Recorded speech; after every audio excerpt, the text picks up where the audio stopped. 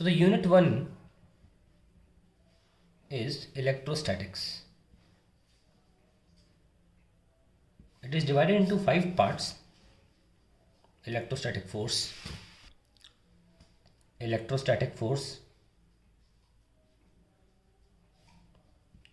electric field, Gauss theorem, electric potential,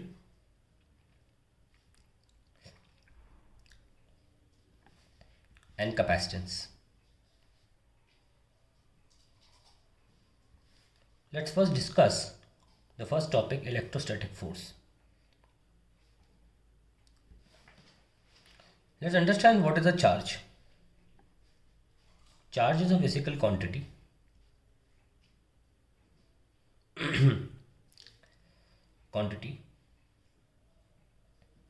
due to which another charge experiences a force in its surroundings. यहाँ से जो force आया, this force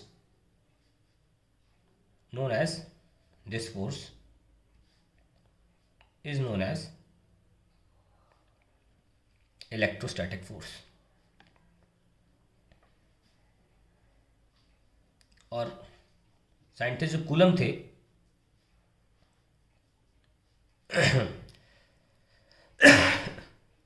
discovered that this Coulomb force proportional to product of charges and inversely proportional to the square of the distance between the charges. And for a given medium, we can write like this: F is equals to K Q1 Q2 by R square. F is equals to K Q1 Q2 by R square, where K was 1 upon 4 pi epsilon and the value is 9×10⁻⁹ for air or vacuum. For any other medium, we can write K as 4 pi epsilon medium. Suppose we have two charges Q1 Q2 separated by distance r in air. Then the force is 1 upon 4 pi epsilon naught Q1 Q2 upon r square. And suppose I've put these charges in water at the same distance, or some other liquid or any other material. Then if suppose I need the same force, what is the relation between this distance and this distance? The force will be 1 upon 4 pi epsilon medium Q1 Q2 upon, I want the same force, the relation between the distances. Suppose this distance is x square. The two forces are same.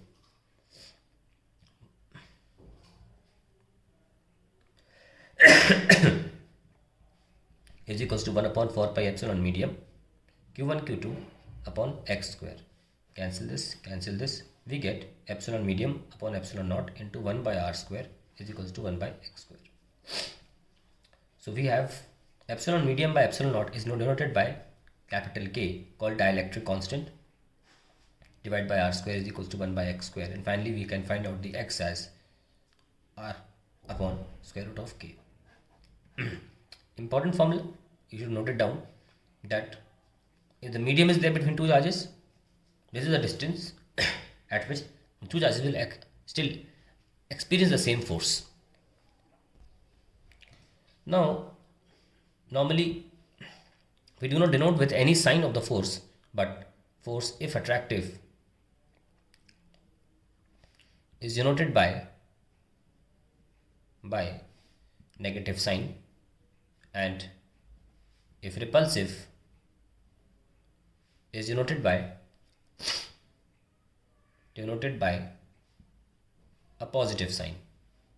और इस पे based कुछ questions आ जाते हैं, जैसे कि suppose I have a question F proportional, मतलब इस लाइन पे बेस्ड तो हम देखेंगे क्वेश्चन. एक ग्राफ ले लेते हैं, इंपॉर्टेंट है. Suppose I get a graph with proportional to are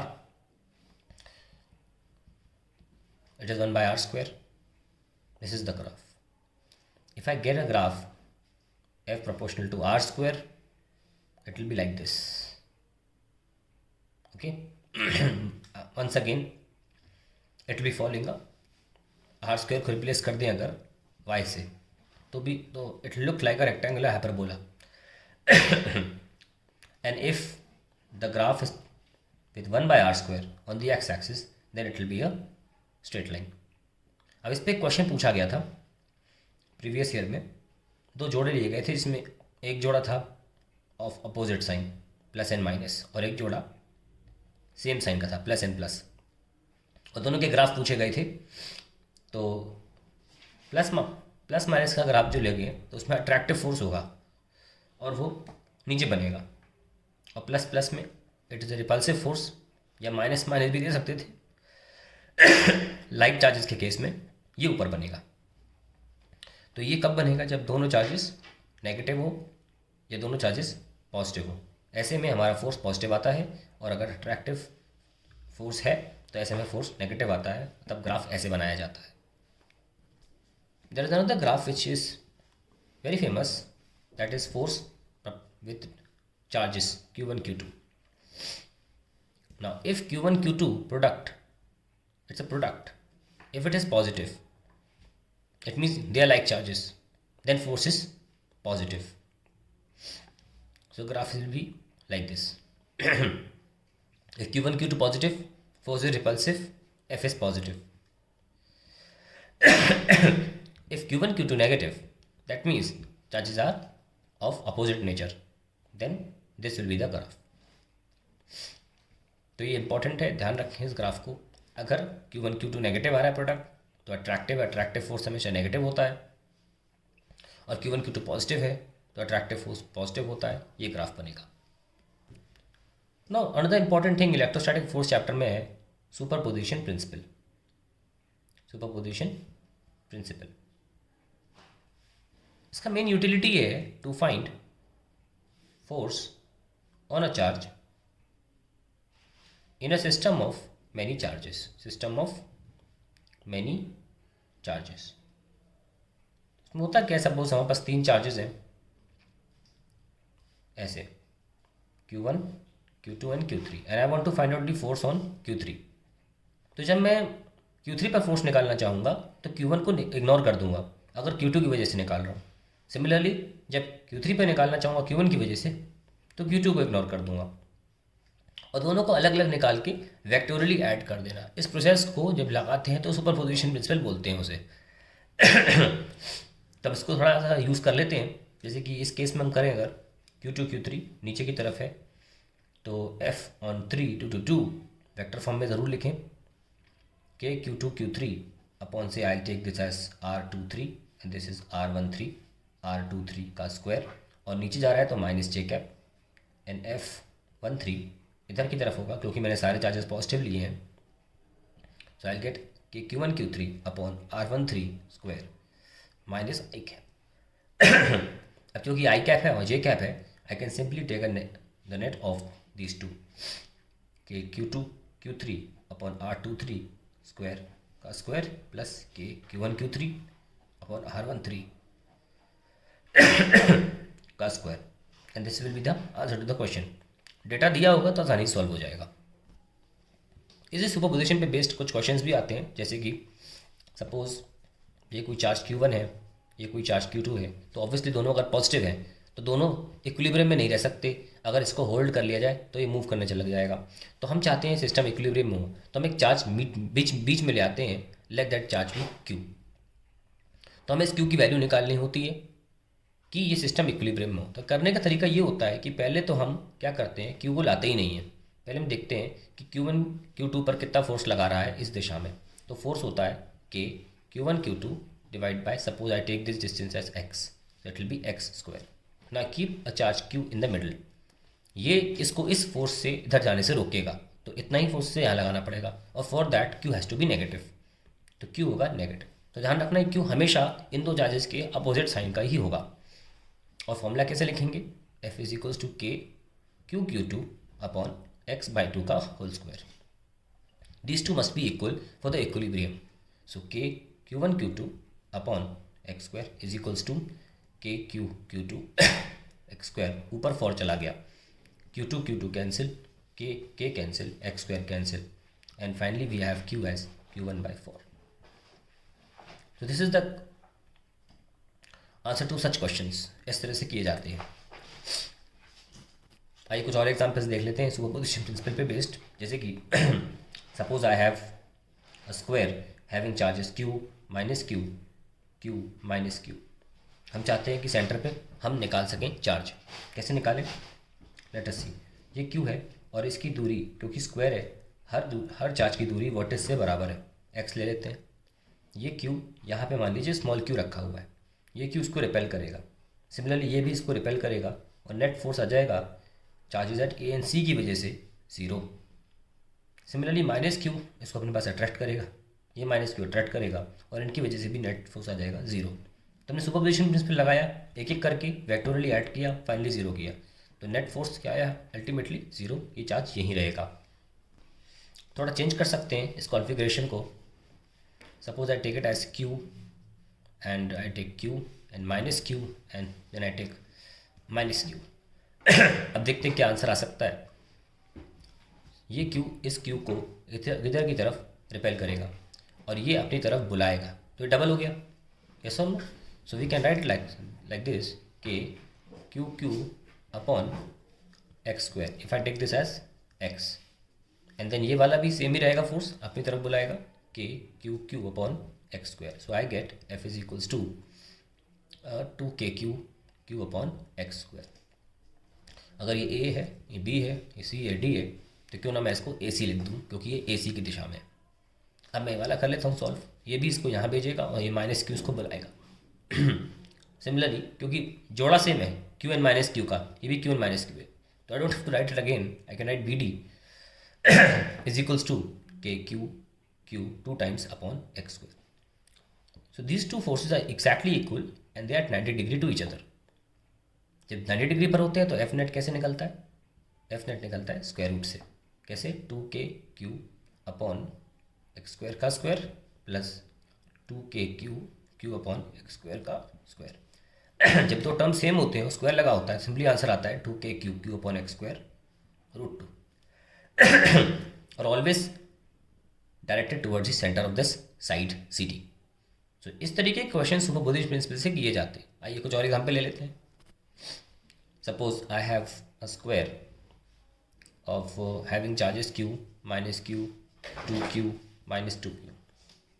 अब सॉल्व कर लेते हैं इसको. सेंटर पे चार्ज रख दिया q and want to find out the net charge, net force. तो q पर लगाएगा एक रिपल्सिव फोर्स और ये 2q जो है वो भी रिपल्सिव फोर्स लगाएगा इधर की तरफ. ठीक है. सो हम देख लेते हैं कि अगर हम नाम लिख लें A B C and D, ध्यान रखना ये दोनों एक ही लाइन पर है, तो F जो होगा फोर्स A से O की तरफ. Okay. So that will B k q q upon x square. Similarly F C O की तरफ it will B k 2q q upon x square. हम देख सकते हैं कि ये ज़्यादा है, ये कम है, एक ही लाइन पर है. मैंने एरो बड़ा बनाया भी था, तो F नेट फोर्स हो गया towards CA. It will B k q q upon x square. अब बारी माइनस की आ जाती है. ये माइनस 2q ज़्यादा फोर्स से अपने पास बुलाएगा और ये माइनस q कम फोर्स से बुलाएगा. अल्टीमेटली आएगा BD की तरफ. I can write F net BD, B से D की तरफ. It will be also same by x square. तो ये इधर की तरफ था और ये इधर की तरफ है, मतलब ये आपका CA की तरफ है और ये BD की तरफ है, पर दोनों क्योंकि बराबर हैं और 90 डिग्री पर है, माई F net will be 2k q q upon x square root. So that is the answer to such questions. That is how you solve such questions using superposition principle. Now we can go to the second chapter known as electric field.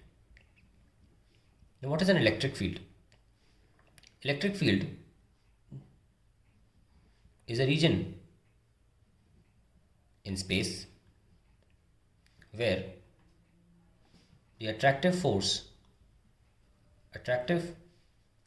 or repulsive force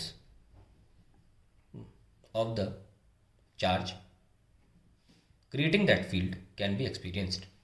Creating that field can be experienced. अब बात आती है electric field intensity की. ये क्या है? It is the force experienced by a unit positive test charge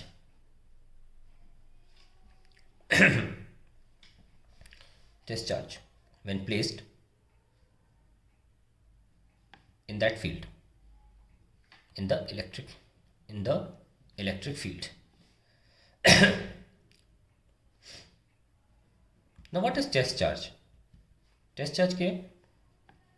It is a conventional charge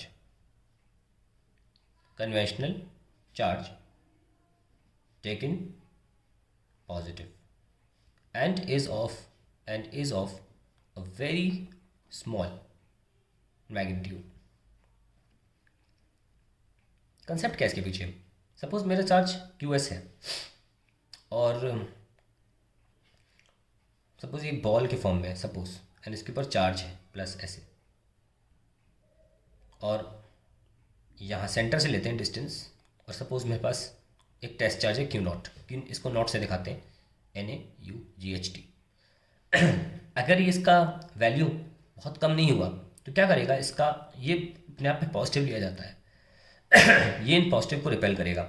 अभी ये चार्जेस जो थे यूनिफॉर्मली डिस्ट्रीब्यूटेड थे, अब रिपेल करेगा तो क्या करेगा? यहाँ थोड़ा इकट्ठा कर देगा, सेंटर ऑफ चार्ज थोड़ा शिफ्ट हो जाएगा, और जो R पहले सेंटर से लिया जा रहा था वो R' अब सेंटर से नहीं, थोड़ा सेंटर ऑफ चार्ज से लिया जा रहा है, जो कि ज़्यादा है. ताकि इलेक्ट्रिक फील्ड जो ये वाली है सेकंड केस में फर्स्ट केस से कम आएगी. एक्यूरेट आंसर नहीं आएंगे.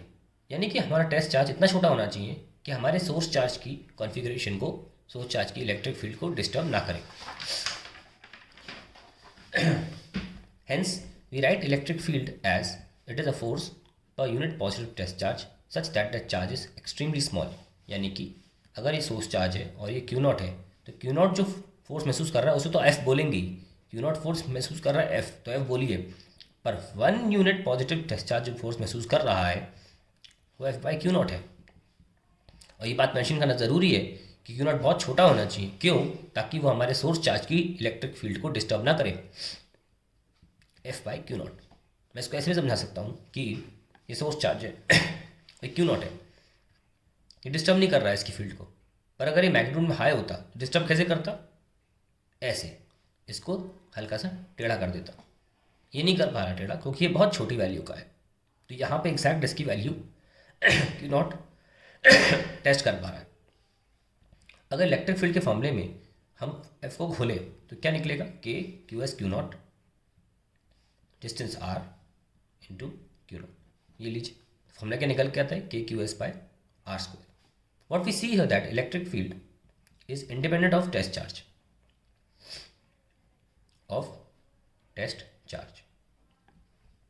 And depends on source charge.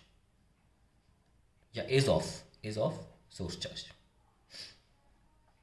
एक जो और देख सकते हैं कि इलेक्ट्रिक फील्ड डिस्टेंस से 1/r² को फॉलो करती है. Let's come to electric field lines. What are electric field lines? Electric field lines represent the direction in which a positive test charge would move in an electric field.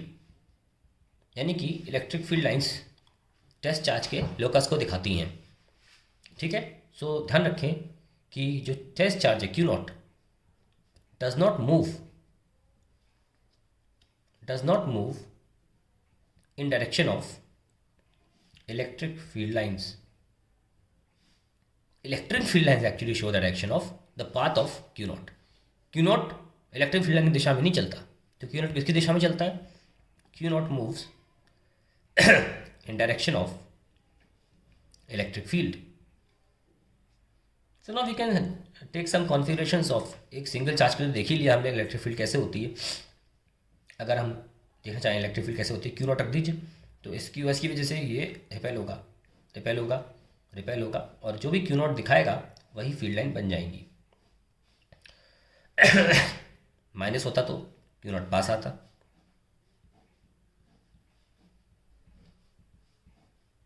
इस तरीके से एक और important configuration होता है electric dipole. It is a system of two equal and opposite charges separated by a very small distance। कैसे दिखता है? Plus Q and minus Q. अक्सर इसके डिस्टेंस को 2 से दिखाया जाता है, हालांकि हम डी से भी दिखा सकते हैं, जस्ट फॉर कैलकुलेशन पर्पस के लिए इजी हो जाए दिखाया जाता है। Now there is an associated dipole moment with electric dipole, we call it electric dipole moment.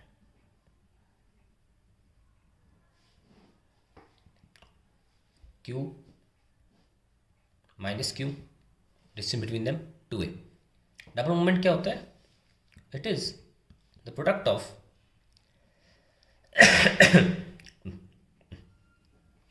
either charge and separation between charges। its direction is in that direction in which it is stable in an electric field।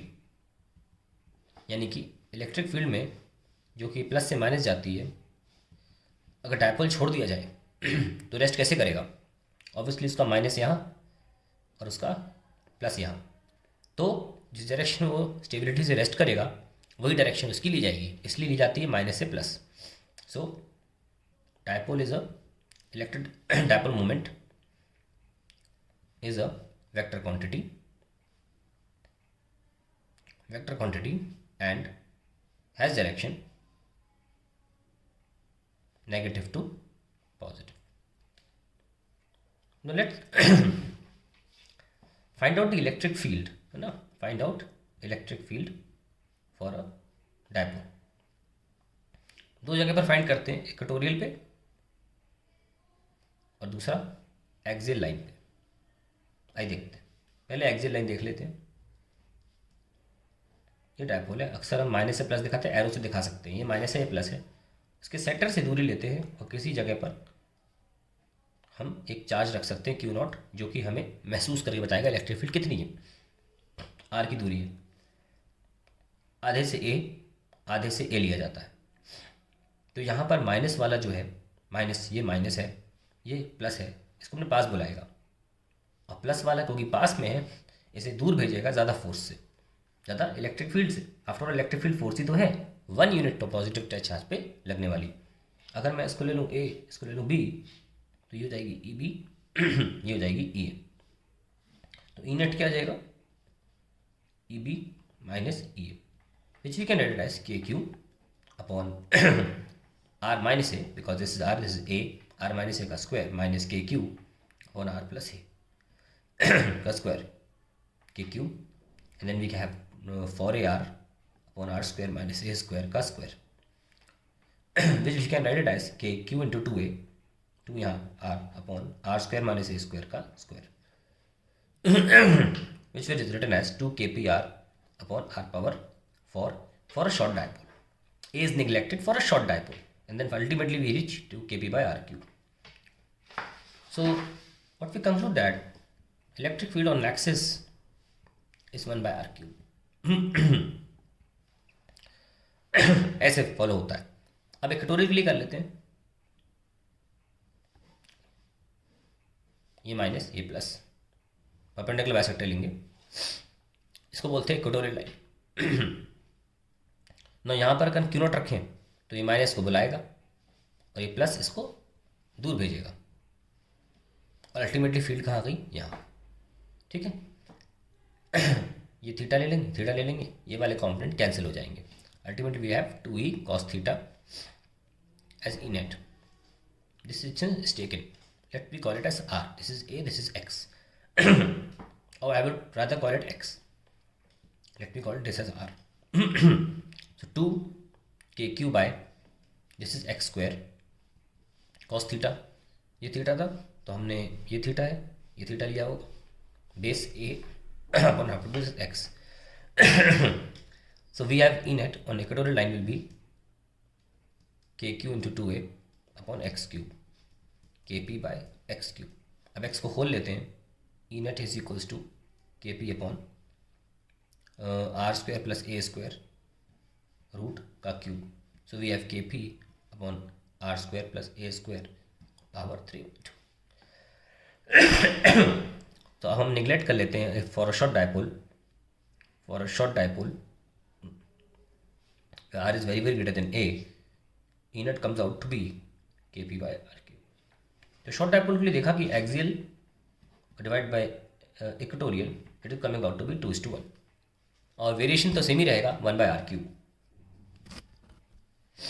Now let's find out the electric field at the center of dipole. in plus q and minus q, centre of dipole पे कितनी electric, plus वाला Q not रख दीजिए, भेजेगा, और minus वाला बुलाएगा. दोनों एक दिशा में होने की वजह से सबसे मैक्सिमम यहीं पर होती है. So electric field is maximum at the centre of electric dipole and it is equals to, यहाँ से देखेंगे तो a है k Q by a square, और ये वाला भी सेम है k Q by a square, we get 2kq by a square. So we can also write it like this into a, 2 रह गया था sorry, divide by a. So we have k Q into 2a divide by a Q. So electric field आ गई kp by a Q. That is a field at the, ऐसे भी दे सकते हैं और ऐसे भी दे सकते हैं answer, eight the centre of the electric dipole. तो ध्यान रखें इस बात का कि सेंटर पे मैक्सिमम फील्ड होती है. Let's also find out how to make the draw electric field lines for a dipole.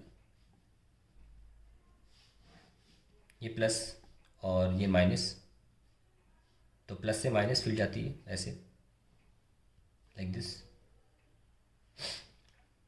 And एक ऐसे.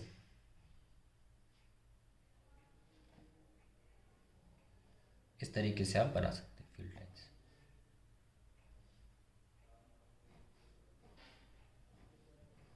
ये प्लस माइनस की डायपोल के लिए फील्ड बना रहे हैं. अगर दोनों चार्ज सेम है तो कैसे बनेगी, यहाँ पर फील्ड उठ जाएगी. The only place way you will see discontinuous field lines. एक लाइन बना लीजिए, इसे कभी क्रॉस मत करने दीजिए.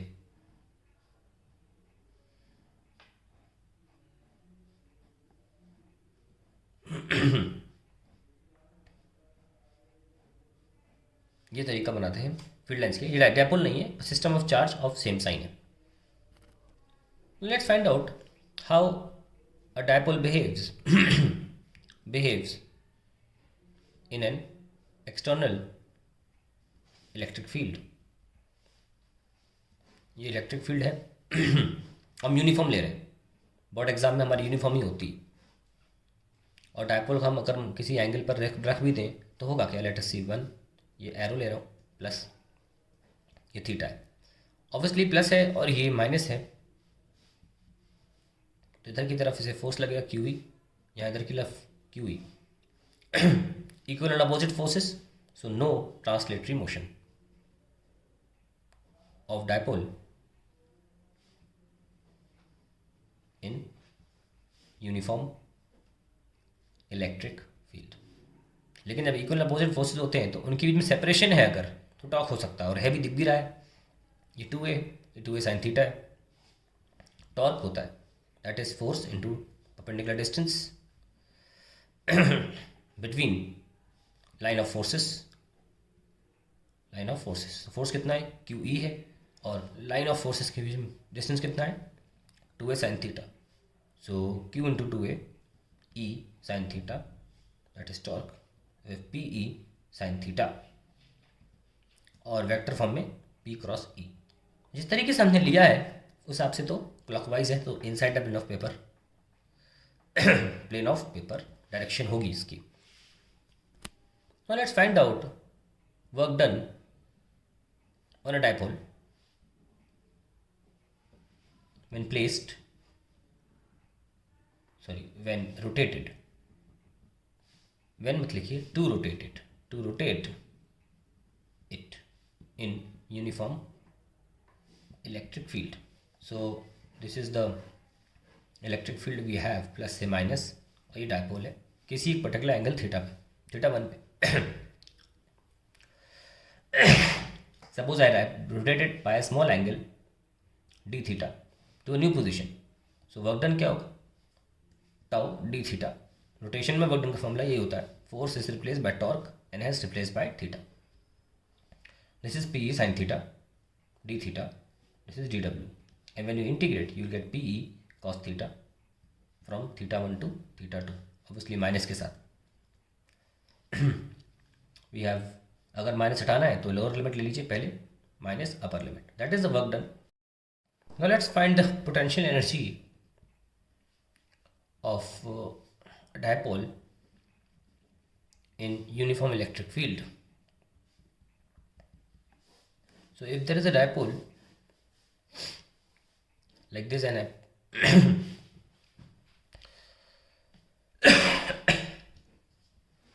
I rotate it by some angle theta. So we have already done work done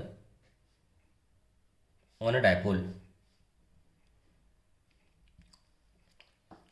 which is known as Pe cos theta 1 minus cos theta 2. This work done gets converted to potential energy change. The change in potential energy cos theta 1 minus cos theta 2. Exactly same आएगा answer.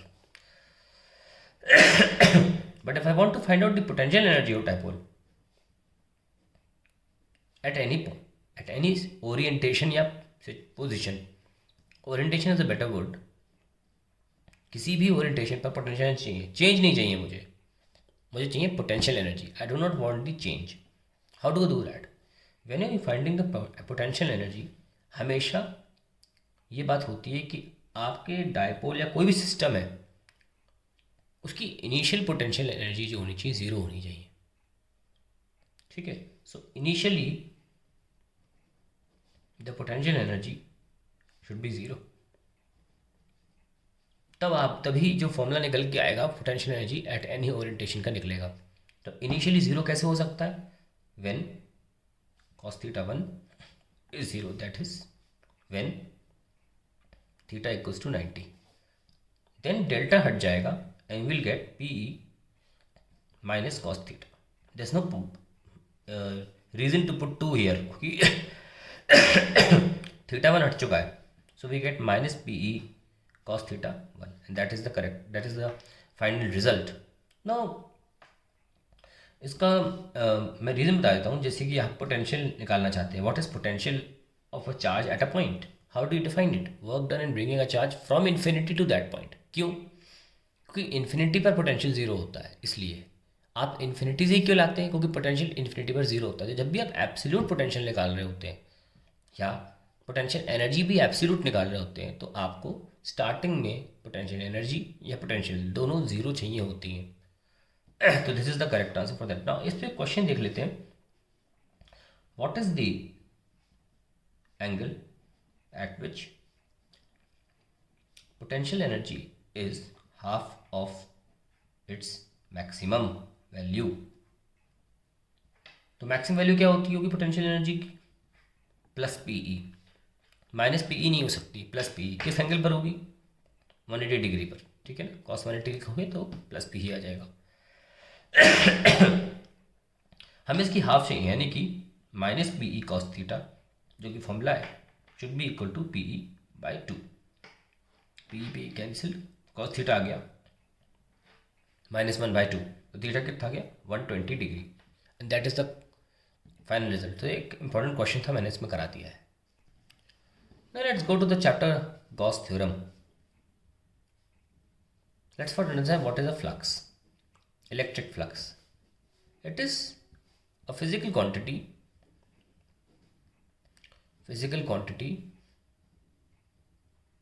proportional to total number of electric field lines crossing a selected surface. यानी कि अगर ये कोई surface है, हमने select किया हुआ है, तो फील्ड लाइंस अगर गुजर रही हैं इसमें से ये इलेक्ट्रिक फील्ड है, तो total number of electric field lines passing या crossing the surface will be counted as flux. अब इसके एक कॉम्पोनेंट देख लीजिए. अगर हम देखें एरिया वेक्टर, तो परपेंडिकुलर टू सरफेस होता है और इलेक्ट्रिक फील्ड का एंगल हमेशा एरिया वेक्टर से लिया जाता है कन्वेंशनली. तो ये जो है ई साइन थीटा, ये ग्रेस कर रहा है सरफेस पे, ये क्रॉस नहीं कर रहा, और सिर्फ क्रॉस वाले को ही काउंट किया जाता है. तो ई कॉस थीटा वाली बहुत से होंगे ऐसे कंपोनेंट. ओके, सो सारे काउंट करेंगे. तो अगर 1 मीटर स्क्वायर पे या 1 यूनिट एरिया पे जो नंबर ऑफ फील्ड लाइंस निकल रही हैं, they are proportional to electric field intensity. ध्यान रखें, अगर मान लीजिए ये ए मीटर स्क्वायर है और ये जो पोर्शन है ये 1 मीटर स्क्वायर है, फील्ड लाइंस निकल रही है. जो 1 मीटर स्क्वायर से निकल रही हैं, they are proportional to electric field intensity. मतलब इलेक्ट्रिक फील्ड इंटेंसिटी कैसे डिफाइन कर सकते हैं? It is proportional to number of field lines passing through 1 metre square area. अगर हम एसआई यूनिट की बात करें तो वही मैं दिखा रहा हूँ यहाँ पे. 1 यूनिट एरिया में कितनी निकल रही हैं? जो निकलेंगी उसको ई कॉस थीटा मानना पड़ेगा, क्योंकि ई कॉस थीटा ही निकल रहा है. तो अगर पूरा एरिया ले लें हम, ये पूरा एरिया ए के लिए, तो we'll have E cos theta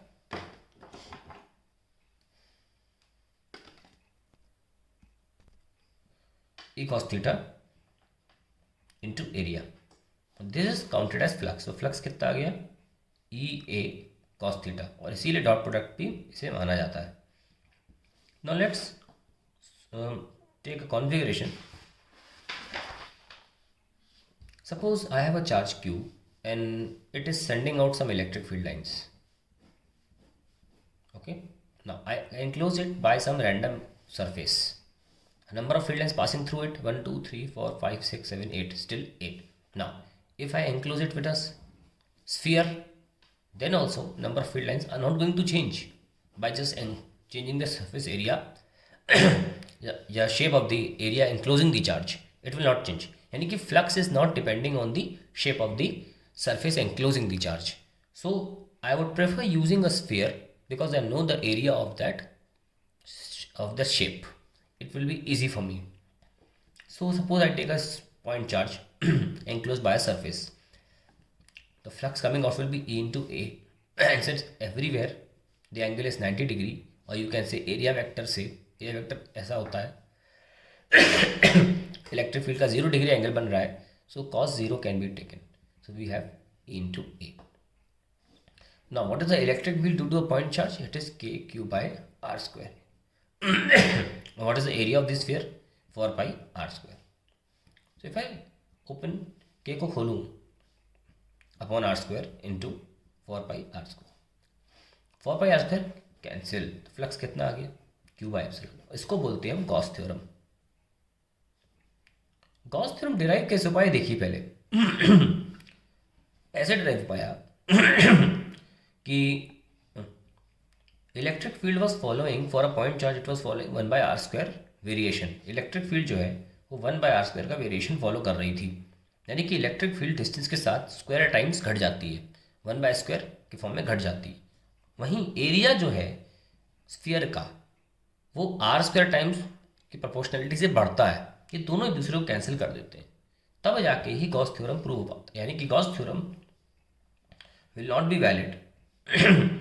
be valid if electric field is proportional to 1 r power n and n is not 2. अगर 2 के अलावा कुछ भी नंबर होता, गॉस थ्योरम नहीं होता, नहीं एग्जिस्ट करता गॉस थ्योरम. तो ये 2 होना बहुत ज़रूरी. अब गॉस थ्योरम की बहुत सारी एप्लीकेशन, जैसे लाइन चार्ज के लिए प्रूव कर देना इलेक्ट्रिक फील्ड, जो कि हम ऑब्वियसली कूलम्स लॉ से भी प्रूव कर सकते हैं. क्या करना चाहिए? हमें एक ऐसे सरफेस से एनक्लोज करना चाहिए जो फील्ड लाइंस निकाले और द गॉसियन सरफेस की खास बात यह है कैसे सरफेस से एक्सप्लोर करने देखिए Gaussian surface should be such that electric field lines either are parallel to surface और perpendicular to it. ये कंडीशन है, पैरेलल होना चाहिए या perpendicular. Condition to choose a Gaussian surface. I chose cylinder, that is the only option for a line charge which is infinite. अब इसके लिए हम कैसे कर सकते हैं, फ्लक्स ई इंटू ए भी होता है, क्यू बाई एप्सिलॉन भी होता है. तो आ गया Q by A epsilon and A की जगह I can write 2 pi r l 1 by epsilon. अब अगर हम क्यू बाई एल को लेमडा लिख लें तो lambda upon 2 pi r epsilon. तो बड़ी आसानी से हम गॉस थ्योरम से डिफरेंट रिजल्ट्स ला सकते हैं. अगर हम एक कंडक्टर की बात करें जिसके अंदर चार्ज नहीं हो सकता, बाहर सरफेस पे होता है, उसके लिए कैसे करेंगे. मान लीजिए आर की दूरी पर पहला face r is greater than r where r is the radius of the sphere. यहाँ पर देखें तो flux is equals to E into A भी लिख सकते हैं. जहाँ पे भी निकालना है वहाँ तक गॉसियन सरफेस बना लीजिए. बना लिया. Flux is equals to E into A. और ध्यान रखना एरिया हमेशा गॉसियन सरफेस का लेते हैं और flux also equals to Q by epsilon. So E into 4 pi r square is equals to Q by epsilon. तो ई कितना आ गया 1/4 pi epsilon Q by are square. तो ऐसा लग रहा है चार्ज यहाँ पर नहीं है, सेंटर पे रखा है क्योंकि डिस्टेंस तो आर ली जा रही है. यानी कि centre of charge concept sphere के केस में चलता है. ठीक है, चलिए आइए देखते. और अगर आर इक्वल्स टू आर है तो इलेक्ट्रिक फील्ड क्या होगी के क्यू बाई आर स्क्वायर. और आर लेस देन आर है तो इलेक्ट्रिक फील्ड जीरो हो जाएगी because inside a conductor electric field is zero. Now हम इसी को इन टर्म्स ऑफ चार्ज डेंसिटी भी निकाल सकते हैं. चार्ज डेंसिटी में भी निकाल सकते हैं. जैसे कि हमने यहाँ पर फॉर्मूला दिया तो क्यू के फॉर्म में भी दिया और फिर उसको लैम्डा फॉर्म में भी दिया. अगर हम स्फीयर की बात करें, शेल की बात करें जो चल रही है इस वक्त, तो हमें उसको भी चार्ज डेंसिटी के फॉर्म में देना चाहिए, सरफेस चार्ज डेंसिटी. क्यों? क्योंकि ये भरा हुआ नहीं है, मतलब भर सकते हो सरफेस पे क्योंकि कंडक्टर है. ऑल्सो अगर आप एक इंसुलेटर लें लेकिन हॉलो लें, कंडक्टर लें चाहे सॉलिड लें चाहे हॉलो लें, कोई फ़र्क नहीं पड़ता, दोनों ही केस में आंसर सेम आएगा.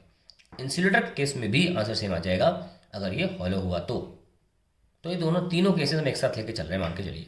ठीक है, कैसे इलेक्ट्रिक फील्ड क्या निकल के आई हुई K Q by are square for r greater than r बाहर के रीजन में. तो हम क्या कर सकते हैं 1/4 पाई एप्सिलॉन कन्वर्ट करिए और क्यू को लिख दीजिए सिग्मा इंटू ए. हमको पता है सिग्मा क्या होता है क्यू अपॉन ए, तो क्यू सिग्मा इंटू लिख दिया upon r square.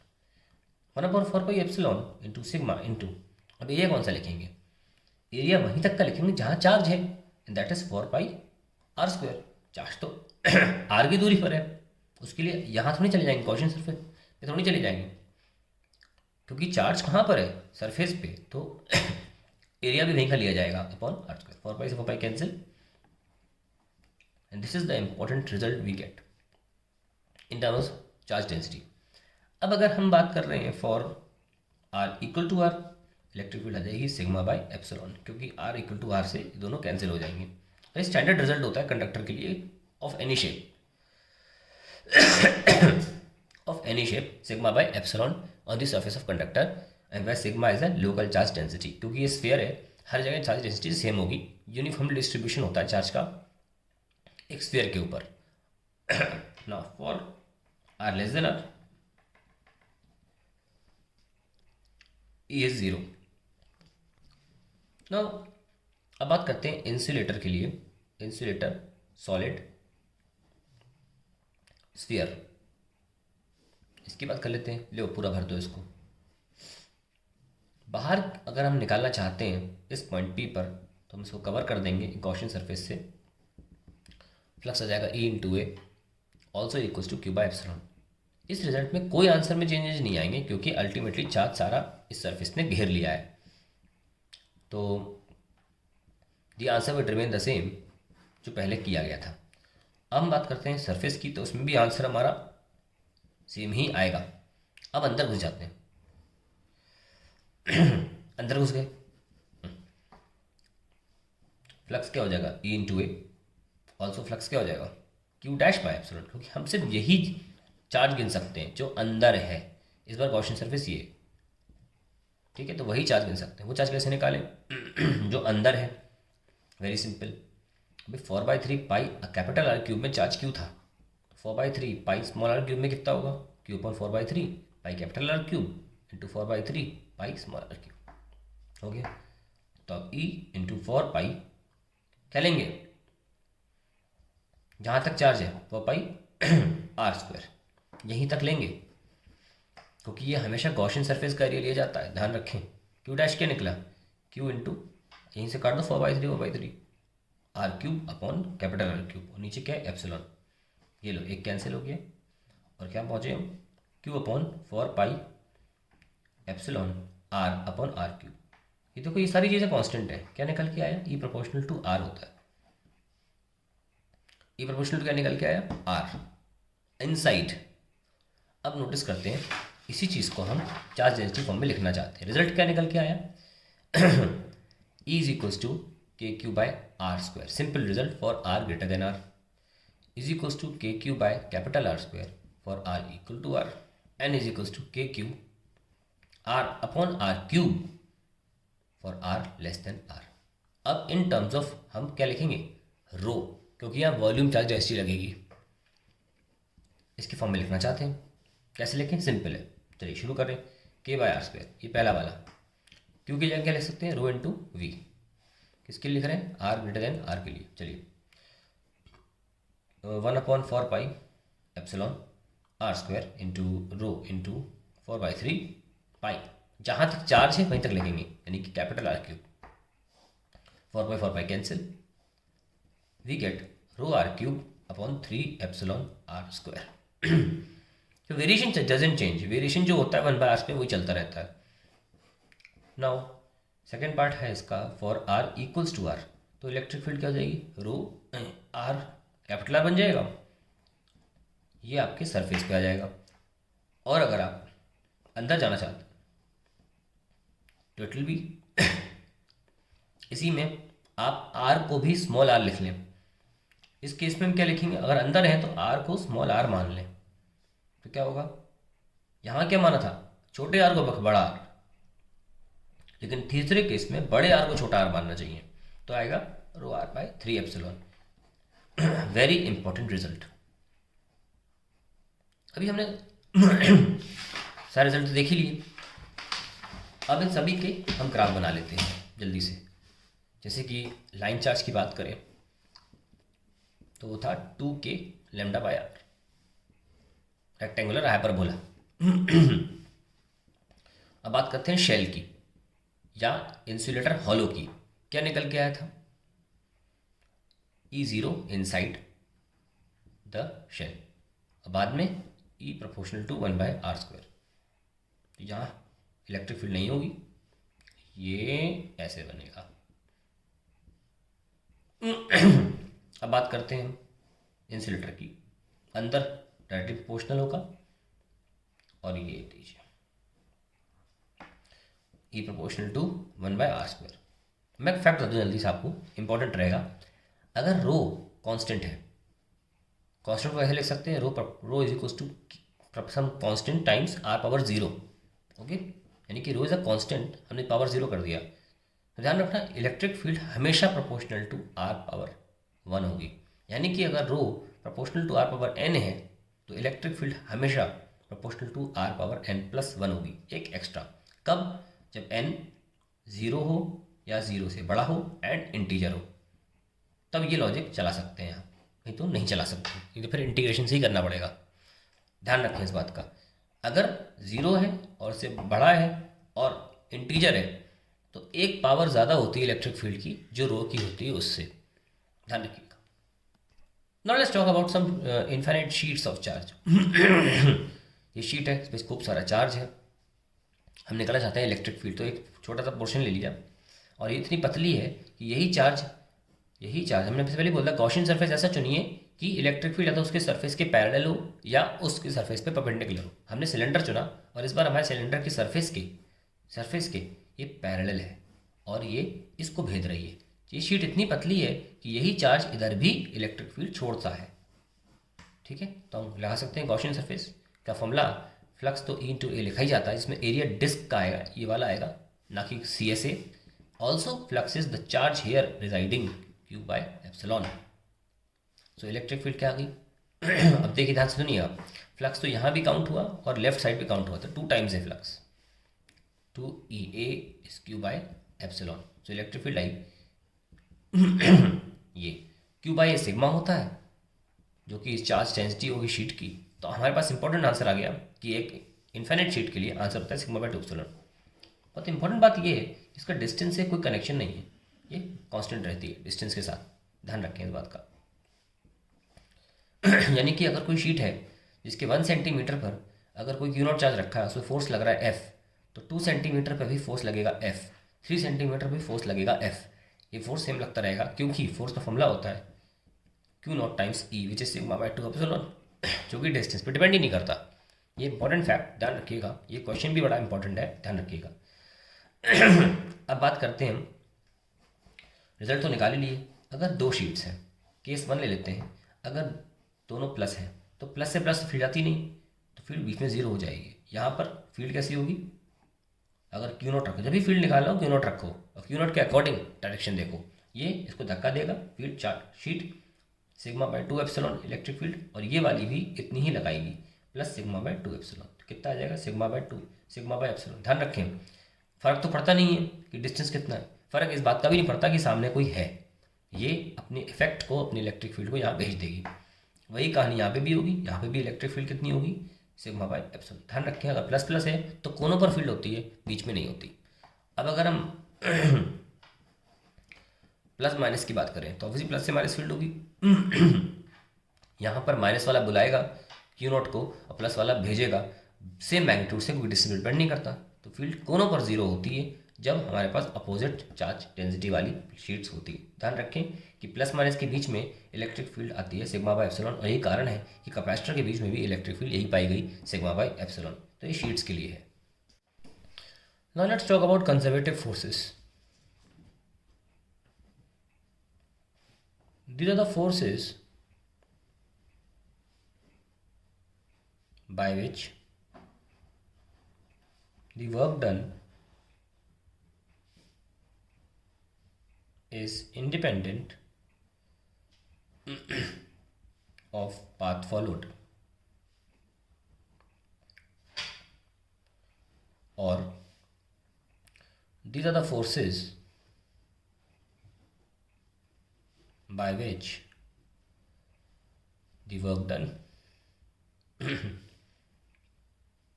is 0 in a closed path. हम ये चेक करेंगे कि क्या इलेक्ट्रिक फोर्स, इलेक्ट्रोस्टैटिक फोर्स भी क्या कंजर्वेटिव फोर्स है। पहले एक इलेक्ट्रोस्टैटिक फील्ड जनरेट कर लेते हैं। इलेक्ट्रिक फील्ड जनरेट कैसे करते हैं? चार्ज से। चार्ज लाओ, फील्ड जनरेट हो गई, हर जगह फील्ड है। इस फील्ड में हम एक काम करेंगे चार्ज के ऊपर।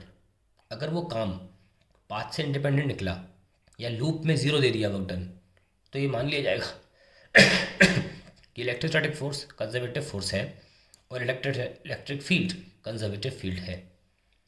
सपोज हमने एक चार्ज लिया जो पहले एक पोजीशन वेक्टर ए पर था, यहाँ से मूव करा के हम यहाँ ले आए नई पोजीशन आर बी पे।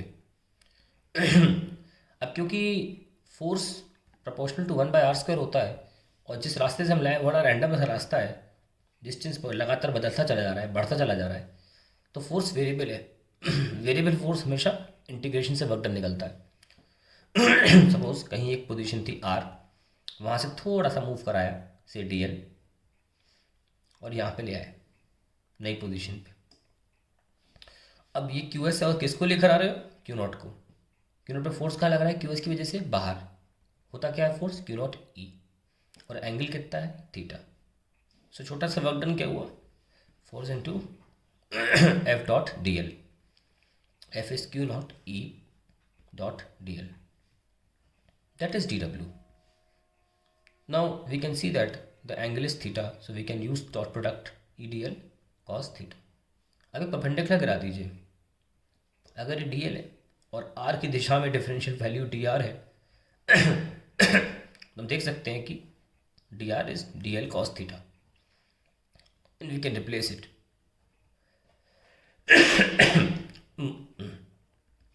by this.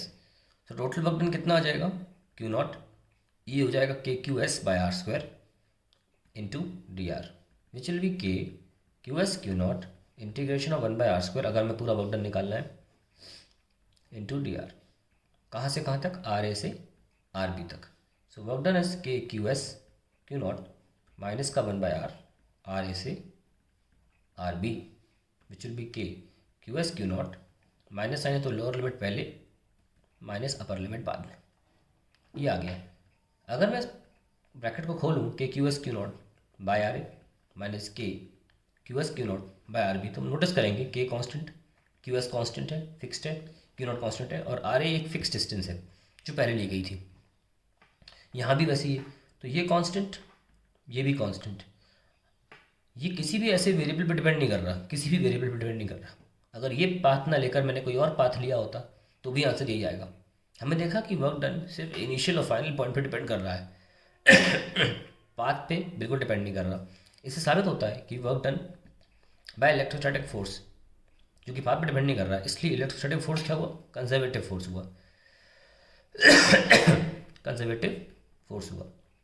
नाउ अगर यही हम प्रोसेस हम करें, एक्सटर्नल एजेंसी करें फील्ड की मौजूदगी में, ऐसे करें कि देखिए RA RB किसी भी वक्त फोर्स लग रहा है बाहर की तरफ Q नॉट ही, हम उतना ही फोर्स बैकवर्ड डायरेक्शन में लगाएं, थीटा यही रहने दें, तो वर्क डन हमारे द्वारा क्या हुआ, एक्सटर्नल फोर्स द्वारा, फोर्स तो बराबर इक्वली यूज़ कर रहे हैं क्योंकि हम चाहते नहीं है कि अनइक्वल फोर्स हो जाए, उससे क्या होगा, स्पीड चेंज हो जाएगी, हम नहीं चाहते वो, हम सिर्फ पोटेंशियल एनर्जी में चेंज चाह रहे हैं, काइनेटिक एनर्जी में चेंज नहीं चाह रहे. Work done is converting to potential energy not kinetic energy. So हम उतना ही फोर्स लगाएंगे जितना इलेक्ट्रिक फील्ड लगा रही थी तो F डॉट DL अभी भी लिख सकते हैं, हालांकि अब एंगल जो है, क्योंकि यहाँ मूव किया था DL में, अब जो एंगल है वो 180 है F DL cos 180, DW external is equals to Q naught E DL cos 180. और अगर हम DL को हटाएं, DL या cos 180 को सॉल्व कर लेते कितना आएगा, सॉरी मैंने गलती से 180 लिख दिया, माइनस थीटा नहीं किया, this was 180 minus theta, 180 minus theta, so this will B minus cos theta DW external. तो आप देख सकते हैं कि हमारे पास ओवरऑल वर्क डन जो आएगा वो क्या आएगा, माइनस का, इसको हम DR लिख लेते हैं, EDR इंटीग्रेशन, ये आएगा. और सॉल्व करने पर क्या आएगा, माइनस का KQS Q नॉट, क्योंकि सिर्फ नेगेटिव साइन ही चेंज हुआ है, 1 by RA minus 1 by RB, और माइनस साइन हम अंदर ले जाए अगर तो क्या हुआ, KQS Q not 1 by RB minus 1 by RA. एक बात हमेशा ध्यान रखें कि अगर एक्सटर्नल फोर्स वर्क कर रहा है एक कंजर्वेटिव फील्ड में, ऑलवेज रिमेंबर हमेशा फाइनल माइनस इनिशियल ही हुआ होगा. कुछ भी करोगे हमेशा फाइनल माइनस इनिशियल करो एक कंजर्वेटिव फील्ड में. दूसरी बात यहाँ से निकल के आती है, DW external upon Q not अगर लिया जाए और DL cos थीटा ऐसे ही लिखे रहते हैं डॉट प्रोडक्ट फॉर्म में, तो सुनिए क्या होता है, ये जो है लिखा हुआ क्या है, work done in moving a charge from one point to another per unit positive test charge without acceleration, है ना, क्योंकि हमने फोर्स बराबर लगाया था, without acceleration from one point to another without acceleration because our force and electrostatic force was same. इसको बोलते हैं इलेक्ट्रिक पोटेंशियल. आप सोच रहे होंगे इसे क्या बोलते हैं, इसे नहीं बोलते इलेक्ट्रिक पोटेंशियल, इसे बोलते हैं work done by electric field, कुछ नहीं बोलते इसको, इसे बोलते हैं, यानी कि एक कंजर्वेटिव फील्ड में जब आप काम करते हैं तो जो चेंज इन ये जो डिफरेंस निकलता है इसको पोटेंशियल डिफरेंस बोला जाता है. सो माइनस का EDL और potential difference delta will be negative of the line integral of electric field. ये बहुत इंपॉर्टेंट है, क्या बोलते हैं अंग्रेजी में इसको, negative of the line integral of electric field. ये बहुत इंपॉर्टेंट स्टेटमेंट है, आगे देखते हैं। इलेक्ट्रिक पोटेंशियल क्या हुआ फिर? इलेक्ट्रिक पोटेंशियल मैंने कहा है जब भी डिफरेंस होगा 1.2 पॉइंट होगा, पोटेंशियल होगा तो आपको कहाँ से लाना पड़ेगा? चार्ज को वहाँ से लाना पड़ेगा जहाँ पोटेंशियल जीरो होती है। तो D V is equals to minus का E D E dot D L, और हम जानते हैं कि ये हो जाएगा ई डी आर, क्योंकि D L cos theta is actually D R, ये हम पहले से यूज़ कर रहे हैं। डी वी कहाँ से कहाँ? इन्फिनिटी से किसी एक पॉइंट आर पे, इन्फिनिटी पे पोटेंशियल जीरो, किसी पॉइंट पे वी। अब आ गई इलेक्ट्रिक पोटेंशियल एग्जैक्टली माइनस का K Q S by are square D R, infinity से R. When you solve it, simple integration है, you will get K Q S by R. यहाँ से पता चलता है इलेक्ट्रिक पोटेंशियल की फॉर्मूला क्या होता है। Electric potential is K Q by r, very very important. यानी कि एक सिंगल चार्ज के लिए the variation is V one by r. ध्यान रखें, अगर हमें इलेक्ट्रिक फील्ड और पोटेंशियल दोनों बनाने को बोला जाए एक ही ग्राफ में, तो जो ई है 1/r स्क्वायर है वो थोड़ा चिपका सा होता है, और जो वी है वो थोड़ा सा ऐसा रहेगा। ध्यान रखें, लेकिन ये मिक्स हो जाना चाहिए ग्राफ। बताता हूँ, ये ग्राफ मैं सही से बनाता हूँ। देखिए, दोनों को एक बनाने के लिए एनसीईआरटी में कई बार पूछा है।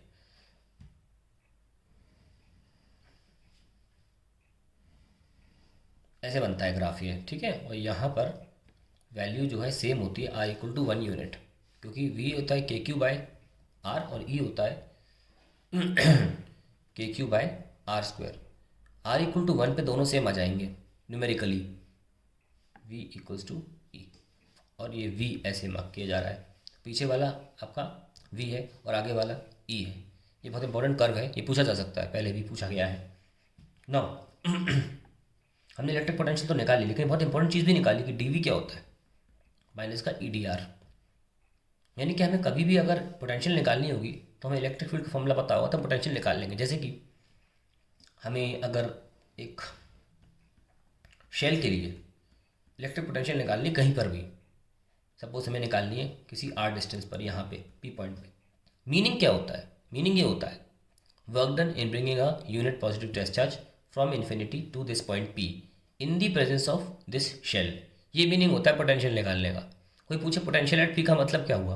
पोटेंशियल एट P का मतलब हुआ work done in bringing a charge, कौन सा charge? Unit positive test charge, from infinity to that point P in the presence of the electric field of this shell.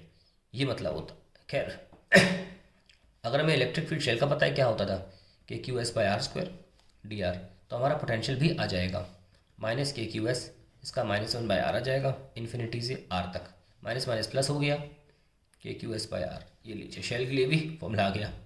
ऐसा लग रहा है सेंटर पे ही चार्ज हो, या सुनो। अब देखिए इंपॉर्टेंट बात, अगर हम बात करें इनसाइड पॉइंट की, कोई अंदर का पॉइंट है, तो कैसे निकालेंगे? D V equals to minus का ई डी आर। अंदर के पॉइंट की बात कर रहे हैं। इनसाइड पॉइंट पे हम जानते हैं कि जीरो होता है, जीरो डी आर। अंदर इलेक्ट्रिक फील्ड जीरो होती है, यानी कि पोटेंशियल क्या आ जाएगी? जीरो का भी अगर आप इंटीग्रेशन करेंगे तो एक कांस्टेंट तो आएगा ही, यानी कि अंदर फील्ड पोटेंशियल हमेशा कांस्टेंट होती है। इसीलिए होती है क्योंकि अंदर इलेक्ट्रिक फील्ड जीरो है।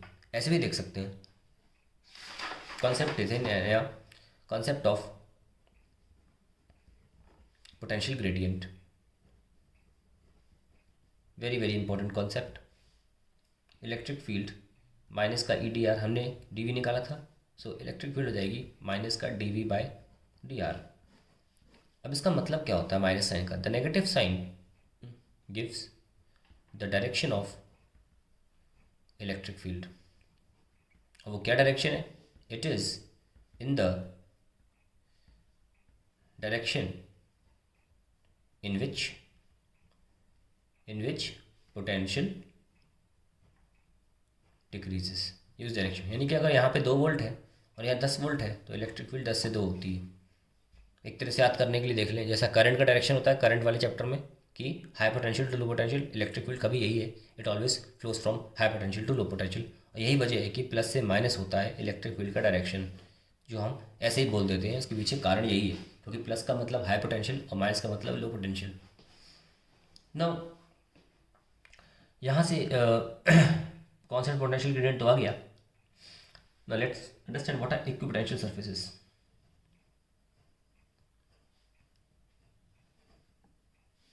These are the surface. These are the surface which have same potential everywhere. Same potential everywhere. इससे क्या निकल के आएगा कि no work done, moving a charge on such surface.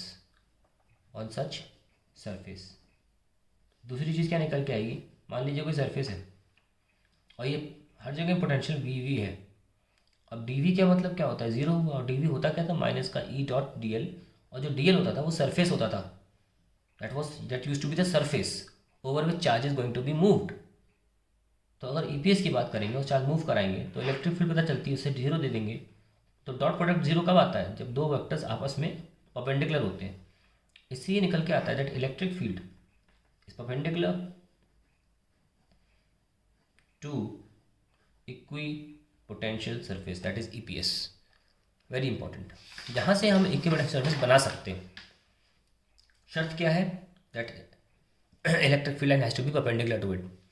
तो अगर हम एक पॉजिटिव, और दूसरी बात बता देते हैं कि E क्या है, माइनस का D V by D r. Very important point is that when you are constructing an equipotential surface, D V को कांस्टेंट माना जाता है। तो E प्रोपोर्शनल टू 1/dr के हिसाब से ईपीएस बनाए जाते हैं।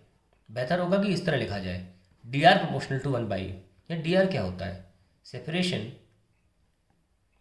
Between equipotential surfaces. तो अगर हम एक पॉइंट चार्ज लें तो इसका मान लीजिए पहला सरफेस तो ये हो गया, क्योंकि लाइन ऐसे होगी और इलेक्ट्रिक फील्ड लाइन से परपेंडिकुलर जो रेडियली आउटवर्ड्स आ रही है, एक ही सरफेस हो सकता है, एक ही शेप हो सकता है, वो होता है स्फीयर। अब दूसरा बना लीजिए और तीसरा थोड़ा और दूर बना लो, है ना। ये दूर बनाने का कारण क्या है, दूर बनाने का कारण ये है कि जैसे हम दूर जाते हैं इलेक्ट्रिक फील्ड घटती है तो सेपरेशन को बढ़ेगा। इलेक्ट्रिक फील्ड अगर घटेगी, D R proportional to 1/e है ना, दूर जाने पर इलेक्ट्रिक फील्ड घटती है तो सेपरेशन बढ़ता है। दैट इज़ वाई इस सरफेस और इस सरफेस के बीच में जो डिस्टेंस है वो इसके और इसके बीच में डिस्टेंस से ज़्यादा है। अब अगर मैं यूनिफॉर्म फील्ड ले लूँ तो इसके लिए ईपीएस कैसे बनेगा, शर्त क्या है, ऐसा बनाइए जो 90 डिग्री पर हो हर एक इलेक्ट्रिक फील्ड लाइन से। कोई भी शेप नहीं हो सकता सिवाय एक प्लेन शीट के, और हमेशा 3 बनाएं ताकि आप ये दिखा सकें कि कोई भी दो के बीच में डिस्टेंस सेम है अगर फील्ड यूनिफॉर्म है। तो अगर ये D1 है और ये D2 है तो ये D1 इक्वल टू D2 होगा। दूसरी बात, इलेक्ट्रिक फील्ड जिस दिशा में ट्रैवल करती है उस दिशा में पोटेंशियल घटती है। तो अगर ये V1 है, ये V2 है और ये V3 है तो V1 greater than V2 greater than V3। पर बात ध्यान रखें कि ये इक्विपोटेंशियल सर्फेसेस इस बात को ध्यान में रख के बनाए जा रहे हैं कि दो सर्फेसेस के बीच में पोटेंशियल डिफरेंस सेम होगा, which means that V1 minus V2 difference should be equal to V2 minus V3। तो ईपीएस हमेशा इस बात को ध्यान में रख के बनाए जाते हैं। यहाँ भी देख लीजिए V1, V2 एंड V3, यही लॉजिक इसमें भी लगेगा। Suppose I have a field which is increasing in magnitude. मान लेते हैं यहाँ पर 2 न्यूटन पर कूलम है और यहाँ इस रीजन में 3 न्यूटन पर कूलम है और थोड़ा आगे जाकर 4 न्यूटन पर कूलम है। तो फिर ईपीएस कैसे बनेगा, इलेक्ट्रिक फील्ड बढ़ रही है, ऐसे बनेगा। पहला सर्फेस बना लिया, दूसरा बना लिया, तीसरा पास बनेगा। अगर ये D1 है और ये D2 है तो D1 should be greater than D2। अब ऐसा हुआ क्यों, ऐसा इसलिए हुआ क्योंकि D R proportional to 1/e। हमने बोला इस दिशा में फील्ड बढ़ रही है, तो अगर बढ़ रही है तो सेपरेशन कम होगा। इसका उल्टा भी आ सकता है, फील्ड इधर होगी तो सेपरेशन बढ़ेगा। और देख लेते हैं, अगर डायपोल की बात करें प्लस और माइनस, इसके लिए कैसे बनाएं। हमको पता है D R proportional to 1/e होता है। हमको पता है कि सबसे ज़्यादा magnitude of electric field dipole के सेंटर पे ही होता है, और यहाँ से फील्ड घटती है, इधर फील्ड घटती है। सबसे ज़्यादा फील्ड इस जगह पर, इस पॉइंट पर होती है। जो जहाँ फील्ड ज़्यादा है वहाँ सेपरेशन कम होगा। अब सिंगल चार्ज के लिए स्फीयर ही बनता है, लेकिन दो साथ में होने की वजह से थोड़ा डिस्टर्बेंस आ जाता है इन स्फीयर्स में, ये सेंटर्ड नहीं होते चार्ज पर, ये प्रॉब्लम है। और ये देखो पास आ रहे हैं सरफेसेस, इस तरह से पास इसलिए आ रहे हैं क्योंकि इलेक्ट्रिक फील्ड जैसे जैसे आप करीब आओगे वो बढ़ रही है, और इलेक्ट्रिक फील्ड बढ़ रही है तो सेपरेशन कम होगा। तो ये है आपका आंसर। और दूसरी बात, आप लाइंस बनाओगे तो lines have to be perpendicular to the EPS. देखिए हम ऐसे बनाते हैं कि लाइंस को 90 डिग्री पर ही एंटर करना है, ये देखिए इसीलिए ऐसे बनती हैं। जल्दबाजी में आप ऐसे बना देते हो, वो गलत है। ये लीजिए, मैंने एरो वाला बना दिया, एरो टिक कर लीजिए, डायपोल के लिए बन गई। अब अगर हम प्लस प्लस चार्ज लें तो क्या होगा, तो ऑब्वियसली यहाँ फील्ड बिल्कुल ज़ीरो हो जाएगी और इस तरफ बढ़ेगी या इस तरफ बढ़ेगी, तो ये उल्टा बनेंगे, फिर ऐसे ऐसे, ठीक है, बिल्कुल उल्टा बनेंगे। कब है जब प्लस प्लस चार्ज है। और देख लीजिए हमें 90 डिग्री को फॉलो भी करना है। बहुत इंपॉर्टेंट कॉन्सेप्ट है ये ईपीएस का। नाउ हमें देखना है कि कंडक्टर पर on a conductor the electric field lines are always perpendicular. Shape कोई भी हो, हमेशा इलेक्ट्रिक फील्ड लाइन्स परपेंडिकुलर ही होंगी। इसकी वजह ये है कि that surface of a conductor is an EPS. कैसे, मान लीजिए कंडक्टर लिया, ये पोटेंशियल V1 है और ये पोटेंशियल V2 है। अगर हम कह रहे हैं V1 not equal to V2 तो पोटेंशियल डिफरेंस है, मान लो V1 ग्रेटर देन V2 है, तो जो चार्ज होगा सरफेस पे वो ट्रैवल कर जाएगा। पर ये चार्ज ट्रैवल कैसे कर रहा है, हमने कोई बैटरी नहीं लगाई, तो ये कंजर्वेशन ऑफ एनर्जी को वायलेट कर रहा है। बिना किसी एक्सटर्नल एनर्जी सोर्स के चार्ज ट्रैवल नहीं कर सकता। और अगर चार्ज ट्रैवल कर भी गया तो कंडक्टर को, आइसोलेटेड कंडक्टर यानी जो किसी बैटरी से कनेक्टेड ना हो, उसे छूने से आपको करंट लगना चाहिए, क्योंकि चार्ज फ्लो हो रहा है। क्या आपको किसी लोहे को छूने में करंट कभी लगा, चम्मच छूते हो करंट लगा? नहीं। यानी कि चार्ज फ्लो ही नहीं कर रहा है। नहीं करने का कारण ये है कि हर जगह पोटेंशियल सेम है। अगर पोटेंशियल सेम है, शेप कोई भी हो, कंडक्टर ईपीएस बन जाता है और इलेक्ट्रिक फील्ड लाइन्स परपेंडिकुलर उसके हो जाती हैं। तो ये बहुत ही इंपॉर्टेंट पॉइंट है। ये चीज़ हम डायपोल के लिए भी कह सकते हैं प्लस और माइनस। डायपोल की इस जगह पर पोटेंशियल हमेशा ज़ीरो रहेगी, यहाँ पर ज़ीरो। क्यों? क्योंकि फॉर्मूला क्या है, के क्यू बाई आर, और क्योंकि पोटेंशियल स्केलर है हमें साइन लेना पड़ेगा सॉल्व करते वक्त। इसकी वजह से इस जगह पर अगर ये डिस्टेंस आर है, ये डिस्टेंस आर है, तो कैंसिल हो रहा है। ऐसे ये भी तो सेम दूरी है इस लाइन पर हमेशा पोटेंशियल ज़ीरो ही रहती है। इसका मतलब कंडक्टर हो चाहे डायपोल की इक्वेटोरियल लाइन हो, इन पर अगर चार्ज मूव कराएंगे तो वर्क डन ज़ीरो ही आएगा। So work done is zero when we move a charge on equatorial line of dipole. एक लास्ट चीज़ देख लेते हैं पोटेंशियल के उसमें, दो चीज़ें इनफैक्ट। एक है डायपोल के लिए पोटेंशियल का फॉर्मूला, ये प्लस ये माइनस, और ये डायरेक्शन होती है डायपोल की, माइनस से प्लस। सेंटर से किसी भी ओरिएंटेशन पर आप पोटेंशियल निकाल सकते हैं, कोई भी थीटा पर। फॉर्मूला है K P cos theta upon r square minus a square cos square theta. ये बात ध्यान रखें, अगर आप माइनस की तरफ हैं तो पोटेंशियल नेगेटिव आएगी, और आप लेफ्ट साइड हैं पॉजिटिव की तरफ है तो पोटेंशियल पॉजिटिव आएगी।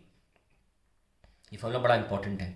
अब इसमें भी आप अगर इक्वेटोरियल लाइन की बात करें, यानी कि जब एंगल 90 डिग्री हो, जिससे मैंने पहले बताया, तो आप रखेंगे जब कॉस 90 तो पोटेंशियल ज़ीरो आ जाएगी। ये सब नो, ये तो इसकी वजह से पूरा टर्म ही ज़ीरो हो गया। तो इक्वेटोरियल लाइन पे हमेशा पोटेंशियल ज़ीरो होती है, और उसके लिए एक पूरे सिस्टम के लिए अगर आप ईपीएस बनाना चाहते हैं तो वो ऐसे बनता है। एक तो पता है मैंने आपको प्लस क्यू माइनस क्यू के लिए गोल गोल वाला, एक पूरे सिस्टम के लिए ओवरऑल ये भी बनता है ऐसे,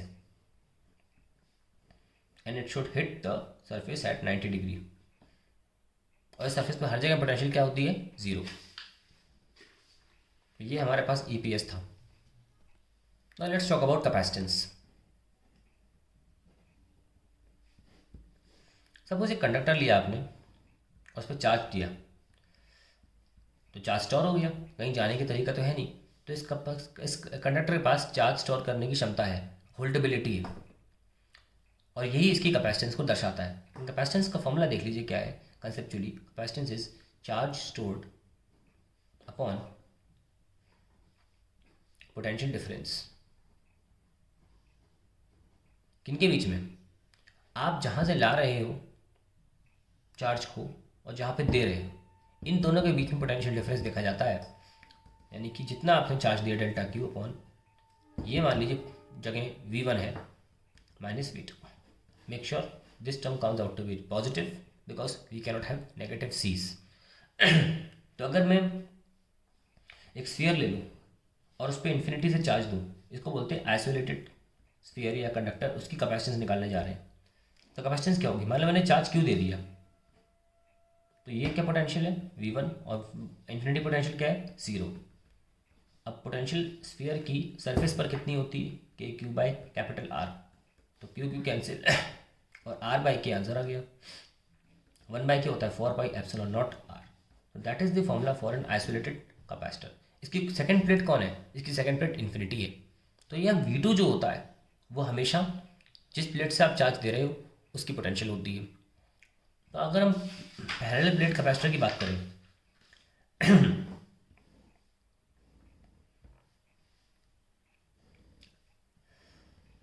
तो आपने यहाँ से चार्ज यहाँ दिया, तो यहाँ कितना आ गया माइनस, और यहाँ कितना आ गया plus.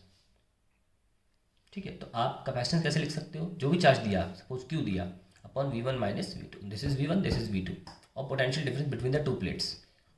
Now we know that between the capacitor plates they are very close to each other, the electric field is uniform. So अगर हम बात करें E equals to minus D V by D are, तो minus D V क्या जाएगा, यहाँ दे दो E D minus का ई डी आर। और अगर हम पोटेंशियल डिफरेंस निकालना चाहो इस प्लेट से इस प्लेट के बीच में टोटल, तो माइनस का E D R from 0 to D. So magnitude wise I will get E into D, क्योंकि डी आर की वैल्यू में अगर मैं डी मान लूँ तो डी आर की जगह पर मैं डी लिख सकता हूँ दो प्लेट्स के बीच में। ध्यान रखें पोटेंशियल डिफरेंस हमेशा ई इंटू डी होता है फॉर यूनिफॉर्म इलेक्ट्रिक फील्ड। यहाँ रख सकते हैं दो प्लेट्स के बीच में Q upon E D, Q upon V know that it is sigma by epsilon, दो प्लस माइनस के बीच में, and we know that Q is sigma A, और ऊपर एप्सिलॉन चला गया sigma into D, sigma sigma cancel. So capacitance of parallel plate capacitor is epsilon A by D. Now if I put some medium instead of complete dielectric से भर दूँ तो epsilon not को जगह ही नहीं मिलेगी, epsilon M हो जाएगा। It will be epsilon medium A by D, and we know that epsilon medium upon epsilon naught is dielectric constant, so we can write K times epsilon naught A by D, और यहाँ से पता चलता है कि C dash is KC, यानी कि K times हमेशा कैपेसिटेंस बढ़ जाती है और इंसर्ट का डाइलेक्ट्रिक।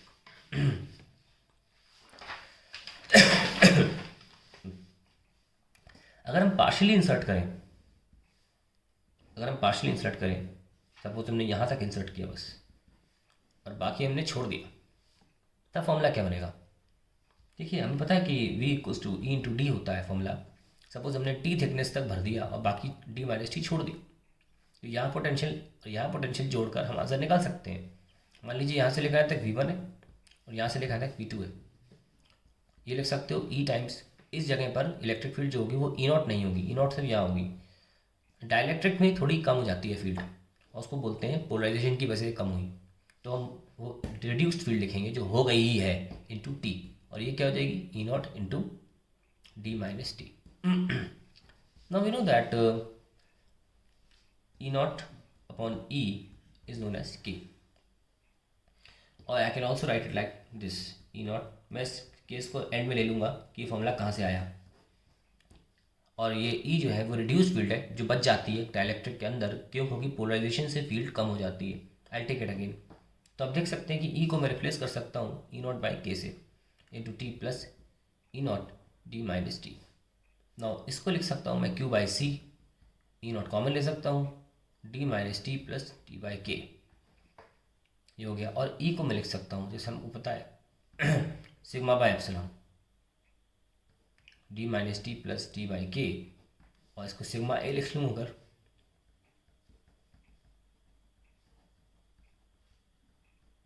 ये cancel and capacitance will be epsilon A upon D minus T plus T by के.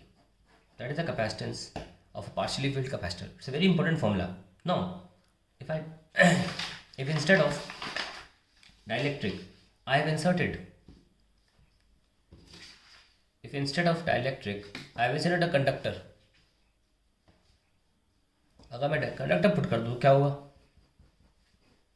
कैपेसिटेंस हो जाएगी एप्सिलॉन ए बान D minus T plus T by infinity. Conductor का डाइलेक्ट्रिक कांस्टेंट होता है इन्फिनिट.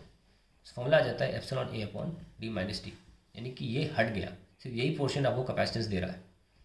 जहाँ जहाँ कंडक्टर डाल दोगे वहाँ से इलेक्ट्रिक फील्ड ही हो जाएगी. कंडक्टर में इलेक्ट्रिक फील्ड नहीं हो सकती, इलेक्ट्रिक फील्ड से यही होगी फिर ई नॉट. यहाँ इलेक्ट्रिक फील्ड ही नहीं है. इलेक्ट्रिक फील्ड जहाँ होती है कैपेसिटेंस हमेशा वहीं की होती है. कैपेसिटेंस किसी प्लेट की नहीं होती, कैपेसिटेंस किसी मटेरियल की नहीं होती, कैपेसिटेंस उस रीजन की होती है जहाँ पर इलेक्ट्रिक फील्ड रिजाइड करती है. यहाँ इलेक्ट्रिक फील्ड रिजाइड ही नहीं करती क्योंकि कंडक्टर है, तो कैपेसिटेंस रीजन की बची नहीं, सिर्फ इस रीजन की कैपेसिटेंस होगी. नाउ कुछ चीज़ें देख लेते हैं यहाँ पे. सपोज ये प्लस माइनस का जोड़ा है, कैपेसिटर प्लेट मान लें, और हमने इसमें डाइलेक्ट्रिक रख दिया, तो क्या होगा, डाइलेक्ट्रिक के अंदर एटम्स हैं. अब एटम ऐसा होता है प्लस और मान लीजिए नॉन पोलर पहले से नॉन पोलर है, माइनस का क्लाउड है. जब इलेक्ट्रिक फील्ड आएगी प्लस से माइनस, तो प्लस वाला इधर खिंच जाएगा, माइनस वाला क्लाउड इधर आ जाएगा, प्लस यहाँ. तो ओवरऑल इसका मान लीजिए नेगेटिव चार्ज यहाँ पर आ गया और प्लस यहाँ, तो ये क्या है, डायपोल मोमेंट जनरेट हो गया. तो ऐसे यहाँ पे भी ओवल शेप एटम्स हो जाते हैं. ठीक है, प्लस के सामने माइनस आ जाता है और यहाँ पे प्लस. अब देखिए होता क्या है, हमने बोला क्या बोला आपसे, अंदर डायपोल जनरेट होने की वजह से इधर माइनस इधर प्लस, तो डाइलेक्ट्रिक के अंदर एक पोलराइजेशन की वजह से फील्ड आ जाती है. इस प्रोसेस को बोलते हैं पोलराइजेशन, क्योंकि पोल्स बन रहे हैं, पोलराइजेशन. यहाँ भी यही हो रहा है, इसकी वजह से एक फील्ड पोलराइजेशन फील्ड आ जाती है. बाहर से आप ई नॉट दे रहे थे, अंदर ई पी पैदा हो गई, तो नेट क्या बची, ऑब्वियसली ई नॉट से ऊपर तो बढ़ नहीं पाएगी ना, E naught minus E P, this is the net. However one can also write like this: the dielectric constant is E naught by, this is the definition also of dielectric constant, E naught upon E naught minus EP. So this is a very important expression and I hope you would have understood what is electric polarization.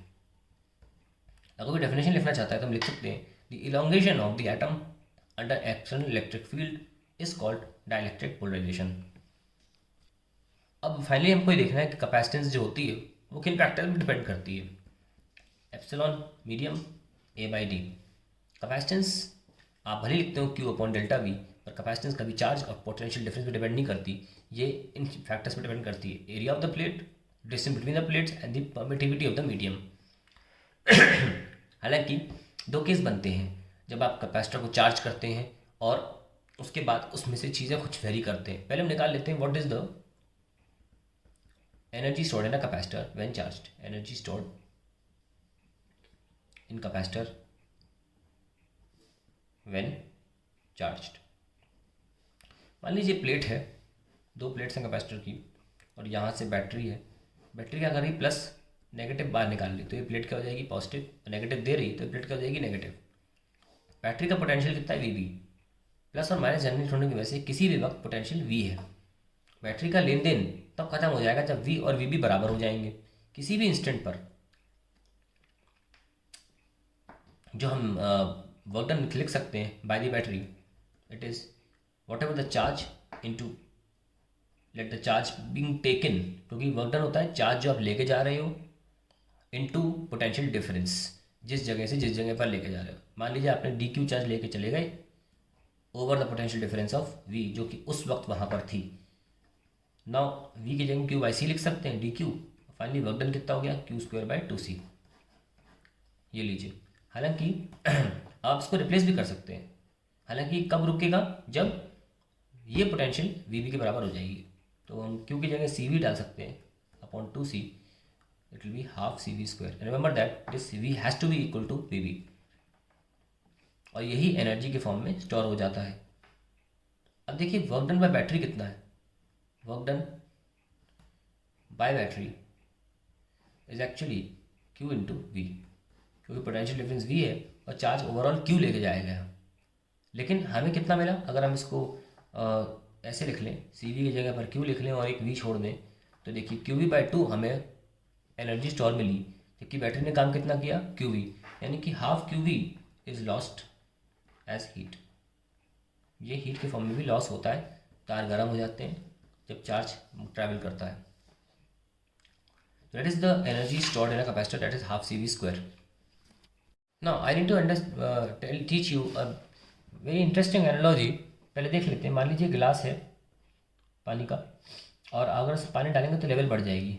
और सोचने वाला वक्त तो है नहीं, obvious ही बात है, अगर पानी डालोगे तो लेवल बढ़ जाएगी। तो लेवल जो है उसको आप पोटेंशियल मान के चलिए, ओके। तो पानी है उसे चार्ज मानेंगे, यानी कि जो लेवल है V is proportional to Q, ऐसे लिख सकते हैं। And V C is equals to Q। तो इस C is the capacitance is the constant, इसीलिए C क्या है, कांस्टेंट है इस इक्वेशन में, कांस्टेंट। और इसीलिए C does not depend, is not a function of Q and V, क्योंकि C को हम पहले निकाल चुके हैं कि एप्सिलॉन A/d के बराबर है। ये एनालॉजी बड़ी इंपॉर्टेंट है, काम आएगी। आइए हम जो करना चाह रहे हैं उसको कर लेते हैं।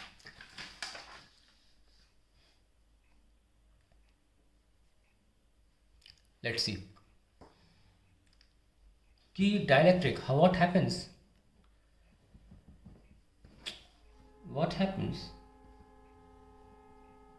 to capacitance, electric field, energy stored, charge and potential difference of a capacitor when a dielectric is inserted. अब इंसर्ट कर रहे हैं तो दो सिचुएशंस होती हैं, या तो आप बैटरी डिस्कनेक्ट करने के बाद इंसर्ट कर रहे हैं, बैटरी डिस्कनेक्टेड तब इंसर्ट कर रहे हैं, या बैटरी के कनेक्टेड रहते हुए इंसर्ट कर रहे हैं, बैटरी रिमेन्स कनेक्टेड, इस दौरान आप इंसर्ट कर रहे हैं। दोनों में आंसर कंप्लीटली उल्टे आते हैं, रिमेन्स कनेक्टेड। ये बहुत ही इंपॉर्टेंट पेज होगा आपके लिए, ध्यान से सुनिएगा। अब देखिए मैं एनालॉजी को आगे बढ़ाता हूँ, बताई थी मैंने। बहुत से लोग डाइलेक्ट्रिक को समझ नहीं पाते हैं। मैं कहूँगा ये एक इंसुलेटर का पर्यायवाची है, इंसुलेटर को डाइलेक्ट्रिक बोल लेते हैं, दैट्स इट, ऐसे मान के चलिए। अच्छा, बर्तन जिससे आप धोते हैं, स्पंज, वो भी इंसुलेटर है, ठीक है। सुनिए, सपोज मैं एक पानी की बाल्टी को पूरा भर दूँ, बिल्कुल ऊपर तक, और मैं आपसे कहूँ मुझे और पानी डालना है इसमें, आप कैसे करोगे? जगह तो है ही नहीं, पूरा भर दिया। मैं बताता हूँ कैसे करोगे। जो पानी सूखने वाला स्पंज होता है वो डाल दीजिए, धीरे धीरे वो सूखता रहेगा, और क्या होगा, अल्टीमेटली थोड़ी सी लेवल नीचे आ जाएगी और हम पानी और डाल सकते हैं। अब इसको एनालॉजी पर लाइए। बर्तन कैपेसिटर होता है, पानी कम डालो, ज़्यादा डालो, ना डालो, बर्तन का वॉल्यूम चेंज नहीं होता। बर्तन कैपेसिटर है। लेवल क्या है, पोटेंशियल है। लेवल क्या है, पोटेंशियल है। जो पानी है वो चार्ज है, ध्यान रखिएगा। तो क्या सीखा, स्पंज क्या है, इंसुलेटर है, यानी कि डाइलेक्ट्रिक है। जब स्पंज डाला तो लेवल कम हो गई। कंक्लूजन लिख लेते हैं, when dielectric is inserted in a capacitor, बर्तन कैपेसिटर, क्या होता है, लेवल डिक्रीजेस, यानी कि ये लेवल ब्रैकेट में लाओ, potential decreases, very very important, potential decreases. अब हम शुरू करते हैं इसको। बैटरी डिस्कनेक्टेड, अगर डिस्कनेक्टेड में हमने अगर डाइलेक्ट्रिक डाला, स्पंज डाला, तो क्या होगा, लेवल कम हो जाएगी। बैटरी जो चार्ज भेजती है या नल की तरह पानी भेजती है वो लगी ही नहीं है, तो लेवल एक बार कम हुई तो हो गई कम हमेशा के लिए। तो क्या होगा, डाइलेक्ट्रिक डालने से पोटेंशियल डिक्रीजेस। दूसरा, अब बात करते हैं इलेक्ट्रिक फील्ड की। इलेक्ट्रिक फील्ड क्या होता है, sigma by epsilon. Battery disconnected है, डिस्कनेक्टेड होने की वजह से जो चार्ज है वो नहीं आ सकता। नई इलेक्ट्रिक फील्ड कैसे लिखी जाएगी, चार्ज नहीं आ सकता अगर, तो सिग्मा चेंज तो होने का नहीं, लेकिन मीडियम तो चेंज हो रहा है ना।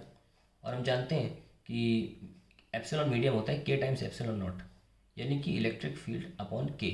तो ये पता चला इलेक्ट्रिक फील्ड भी डिक्रीज हो गई, इलेक्ट्रिक फील्ड डिक्रीजेस। अब तीसरी चीज़ क्या थी, एनर्जी। अब एनर्जी में ऐसा फॉर्मूला इस्तेमाल करिए जिसमें V आता हो और Q या Q आता हो, क्योंकि Q चेंज ही नहीं हो रहा, वो ज़्यादा बेटर है। तो एनर्जी आई यूज़ Q²/2C। नई एनर्जी क्या होगी, Q तो चेंज ही नहीं हुआ, लेकिन कैपेसिटेंस हमेशा बढ़ती है। कैपेसिटर में कुछ भी डालोगे कैपेसिटेंस हमेशा बढ़ेगी, चाहे कंडक्टर डालो, इंसुलेटर डालो, खुद बैठ जाओ, कैपेसिटेंस हमेशा बढ़ती है कुछ भी डालने से, एयर के अलावा। तो कितने से बढ़ती है, के टाइम्स, जितनी उसकी वो डाइलेक्ट्रिक कांस्टेंट होती है उस मटेरियल की जो डाल रहे हो। तो कितना आगे, Q²/2C इंटू 1/K, यानी कि U/K। एनर्जी डिक्रीजेस, ये भी हो गया। चौथा पॉइंट, कैपेसिटेंस की बात कर रहे हैं, कैपेसिटेंस तो इंक्रीज होती है, कैपेसिटेंस इंक्रीजेस। और finally fifth point, charge remains same. जब आपने चार्ज भेजने वाली मशीनें डाली, यानी कि नल यानी कि बैटरी हटा दी, तो चार्ज बढ़ेगा कैसे, घटेगा कैसे, चार्ज रिमेन्स सेम। अब बैटरी रिमेन्स कनेक्टेड की बात करते हैं। रिमेन्स कनेक्टेड मतलब एक तरह से नल खुला हुआ है और जैसे ही उसे लगता है कि लेवल कम हो रही, वो उसे भर देता है, और जब पानी भर जाता है तो नल बंद हो जाता है। तो यहाँ नल का रोल कौन प्ले करेगा, बैटरी। आपने डायरेक्ट डाला, लेवल गई, नीचे जाती है लेवल, कोई उसमें अलग बात नहीं है, लेकिन बैटरी को कनेक्टेड है, वो मेंटेन रखेगी वो लेवल। कैसे, पानी भेज के, यानी कि चार्ज भेज के। तो पहली बात तो यह है कि पोटेंशियल तो सेम रहेगी भाई, पोटेंशियल रिमेन्स सेम। लेकिन हाँ, यह बात है कि इंस्टेंट पर बिल्कुल स्टार्टिंग में जैसे डालोगे डायलेक्ट्रिक, पोटेंशियल कम होती है, लेकिन बैटरी उसे दोबारा उसी पॉइंट पर ले आती है, पोटेंशियल रिमेन सेम। दूसरी चीज़, चार्ज इंक्रीजेस, क्योंकि चार्ज भेजा तब जाके पोटेंशियल सेम हुई है, चार्ज इंक्रीजेस। अब बात करते हैं इलेक्ट्रिक फील्ड की। इलेक्ट्रिक फील्ड कहते हैं सिग्मा/एप्सिलॉन। अब आपने चार्ज भेजा है, आप चार्ज तो लिख लो Q/A एप्सिलॉन। चार्ज भेजा है आपने, चार्ज के टाइम्स हो जाएगा और एप्सिलॉन भी हो जाएगा के टाइम्स ऑफ एप्सिलॉन नॉट। के कैंसिल हो जाएंगे, तो इलेक्ट्रिक फील्ड जो होती है वो चेंज नहीं होती, चेंज नहीं होती, electric field does not change. ध्यान रखिएगा, जो पोटेंशियल का आंसर आएगा वही इलेक्ट्रिक फील्ड का भी आंसर आएगा। यहाँ पोटेंशियल नहीं चेंज हुई तो इलेक्ट्रिक फील्ड भी चेंज नहीं होगी।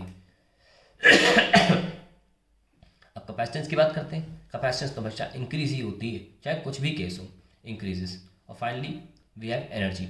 एनर्जी में हम यूज़ करेंगे ½ CV²। नॉर्मली ½ CV² होता है, और इस बार क्या होगा, ½ KCV²। वी चेंज तो हो नहीं रहा, तो U डैश क्या हुआ, के टाइम्स ऑफ U। तो these are the 5 important factors जो हमें चेक करने होते हैं जब डायलेक्ट्रिक डाला जाता है। और भी क्लियर हो गया होगा। अगर ये के क्यू कैसे हुआ, ये बता देता हूँ मैं। चार्ज के टाइम्स कैसे बढ़ा, देखिए कैपेसिटेंस होती है स्टार्टिंग में मान लो C, बाद में कितनी हो गई KC। अब Q क्या होता है, CV, और बाद में क्या हो जाएगा Q डैश C'V। V तो चेंज हुआ नहीं, C कितना हो गया, K times C into V। आप देख सकते हैं कि बैटरी रिमेन्स कनेक्टेड में चार्ज कितना आ गया, K टाइम्स Q, इसीलिए मैंने KQ लिखा था। तो आप समझ गए होंगे कि चार्ज K टाइम्स क्यों बढ़ रहा है। ये सारी चीज़ें हो चुकी हैं, और इसके साथ ही हमारा एक छोटा सा कॉन्सेप्ट रह गया है, that is sharing of charges. Sharing of charges, suppose आपने एक कैपेसिटर को चार्ज किया बैटरी से, उसमें वो चार्ज आ गया। अब आपने उस चार्ज को दूसरे कैपेसिटर से लगा दिया, कोई बैटरी नहीं है, तो चार्ज जो है, क्योंकि यहाँ चार्ज है ही नहीं या कम है, तो चार्ज हाई रीजन से लो रीजन पे, लो कॉन्सेंट्रेशन रीजन पे जाएगा। कब तक, till potential is not same. Okay, तो यहाँ पे चार्ज है और यहाँ पे है ही नहीं, तो हम कहेंगे कि Q के 2 डिवीजन होते हैं, इसमें कुछ रह जाना और इसमें कुछ भर जाना, Q1 + Q2। And if this is capacitance is C and potential up to which you have already charged is, या Q ही रहने दीजिए आप। अब ये क्या हो जाएगा, C1 × V + C2 × V। क्यों, क्योंकि पोटेंशियल सेम होगी, क्योंकि चार्ज फ्लो तभी रुकेगा जब पोटेंशियल सेम हो, तो इन दोनों की पोटेंशियल तो होगी सेम। तो ये कॉमन पोटेंशियल आ गई जो इन दोनों के बीच में है, that is Q/C1 + C2। Don't forget this, very important, that common potential is Q total upon C1 + C2। very important expression of common potential। यहाँ से आप फिर बाकी चीज़ें निकाल सकते हैं। सपोज यहाँ पे एनर्जी कितनी थी, क्यू स्क्वायर बाई सी, यहाँ कितनी एनर्जी होगी, half C equivalent into V square. Okay, and यहाँ भी आप हाफ सी वी स्क्वायर लिख सकते हैं। ओके, यहाँ पे कितनी, half C equivalent V square. ना what is C equivalent of a parallel capacitor, ये पैरेलल हो गया, पैरेलल इसलिए हो गया कि दोनों की पोटेंशियल सेम है, तो C1 प्लस C2 इंटू, और ये V कौन सा है, ये वाला, Q टोटल का square upon C1 plus C2 का होल स्क्वायर। जब ये सॉल्व हो जाएगा आप इससे कंपेयर कर लेंगे, देख लेंगे कि ऑब्वियसली ये हमेशा कम आएगा, ये ज़्यादा है, और एनर्जी लॉस निकाल लीजिए। हालांकि अगर आपको डायरेक्टली एनर्जी लॉस निकाला तो आंसर है half C1 C2 upon C1 plus C2 into V1 minus V2 का होल स्क्वायर। ये फॉर्मूला डायरेक्ट एनर्जी लॉस निकालने का होता है। एनर्जी लॉस कैसे, जब आप चार्ज करके दूसरे कैपेसिटर के साथ लगाते हो तो एनर्जी लॉस इसलिए होता है क्योंकि charge travels through wires. Now what is V1 here, V1 is that battery जो पहले में लगी थी। व्हाट इज़ V2 हियर, अगर ये कैपेसिटर खाली ना होता, ये भी चार्ज होकर कहीं से आ रहा होता किसी पर्टिकुलर वोल्टेज से, तो वो यहाँ रख देते। अभी तक CBSE में V2 0 ही रहा है हमेशा, यानी कि अनचार्ज कैपेसिटर ही लाया गया है। तो फॉर्मूला आप बस सिंपली ये लिख सकते हैं V1 स्क्वायर, ये डायरेक्ट आपको आंसर दे देगा ऑफ द एनर्जी लॉस।